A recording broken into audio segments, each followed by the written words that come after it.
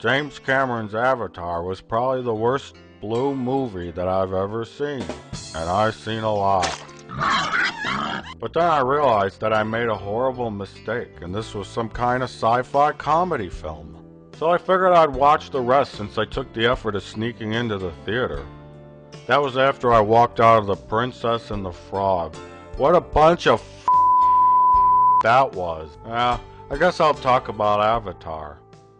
Number 1. The story. Avatar tells the story of Dances with Wolves in space in order to further a director's already vast ego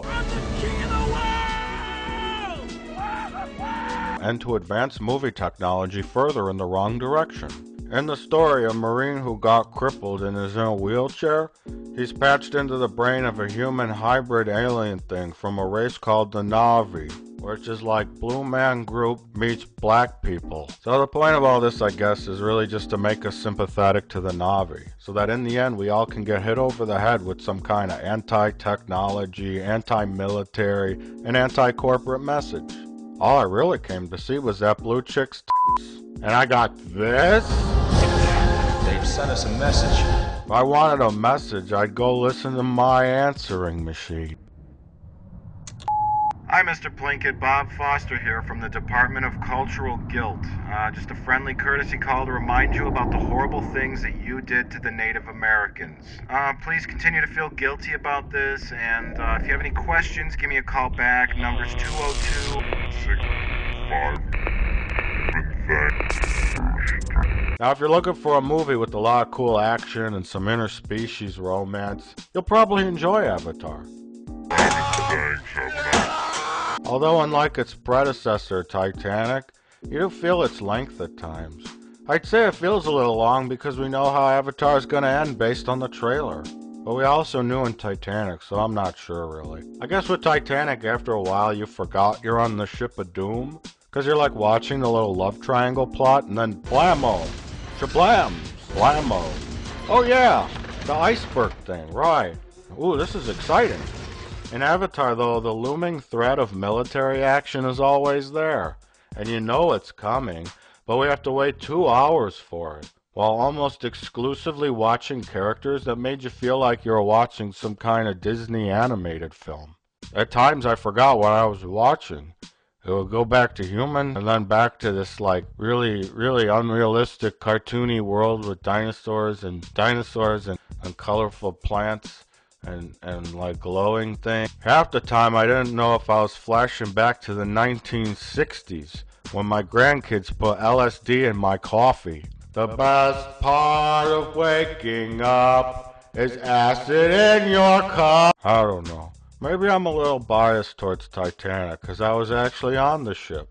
So my ability to be objective here is somewhat limited.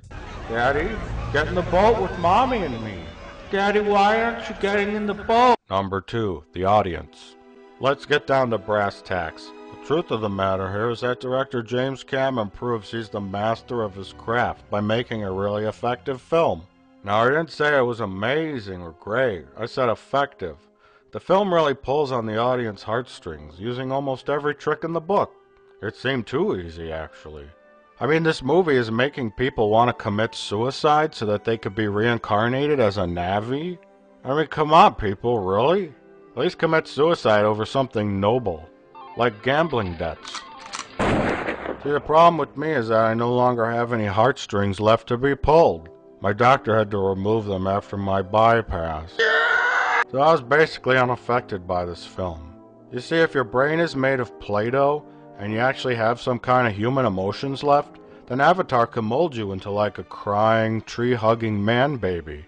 Okay, I'm gonna stop using stupid metaphors, and I'm gonna break this shit down for you. Here we go. You got 2 things you need to do to win over the audience with a movie like this. Make the audience hate the villains, in whatever way you can, no matter how cheap. The military in this film is run by a comical stereotype of the crew-cut wearing racist white man. After 200 years of human evolution and the development of space travel, the military is apparently still stuck in the 18th century mindset in terms of cultural understanding. For one, that's kind of insulting to the military today, and 2, it's a little too easy and convenient.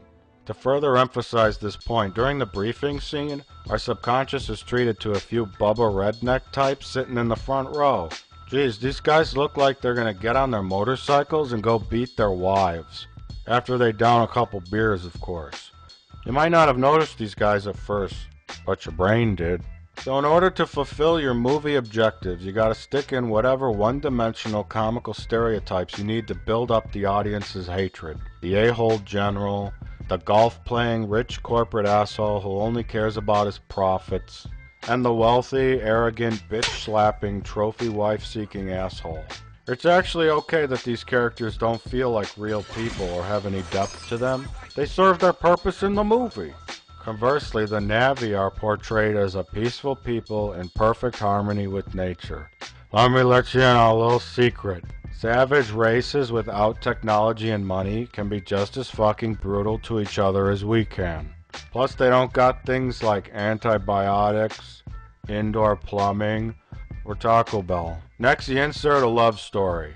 James Cameron learned the value of mixing a love story with an epic tragedy when he made Titanic. That value was exactly $1.8 billion. So if you ever find yourself in a James Cameron movie and you meet a nice young lady from another social caste or culture, and you get to know her, you court her, and then eventually you make love in some kind of strange and unique location, then get ready, because the next scene after that is going to be some kind of disaster.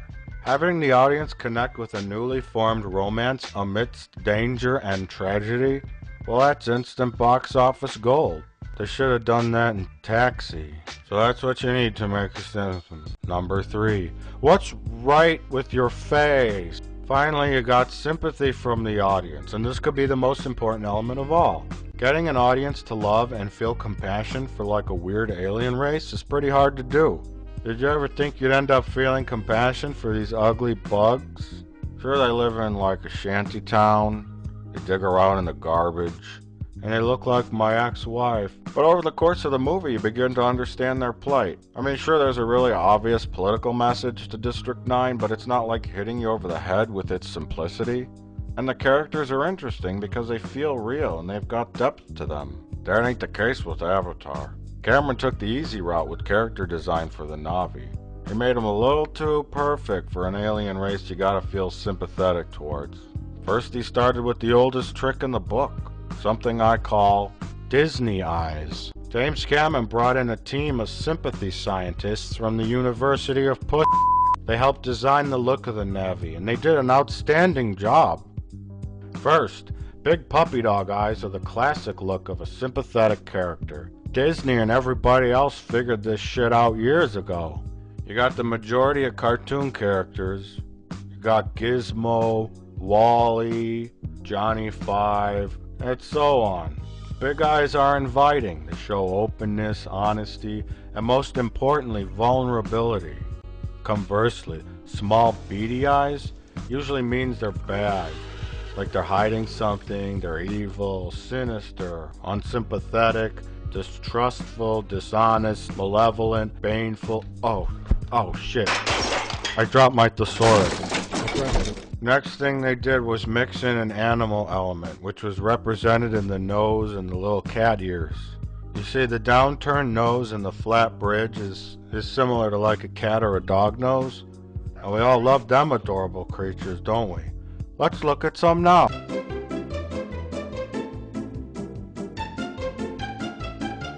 Cats and dogs represent innocence. Usually it's very sad when a cat or a dog dies in a movie, because they don't know nothing about what's going on in the world. Flipping that element into the Na'vi's face is a work of genius. Then lastly, the scientists needed to sexualize the Na'vi for the love story, so they added some big, luscious, very human-looking lips. Look at them lips. Ain't they the kind you just want to put duct tape over? I mean kiss? Kiss, yes, that's what I meant to say. Kiss with a loving passion. Yeah, that's what I meant. So the Na'vi, in addition to being like a perfect sexual fantasy creature for nerds, ends up being like a flawlessly designed creature to work for all necessary elements of this movie.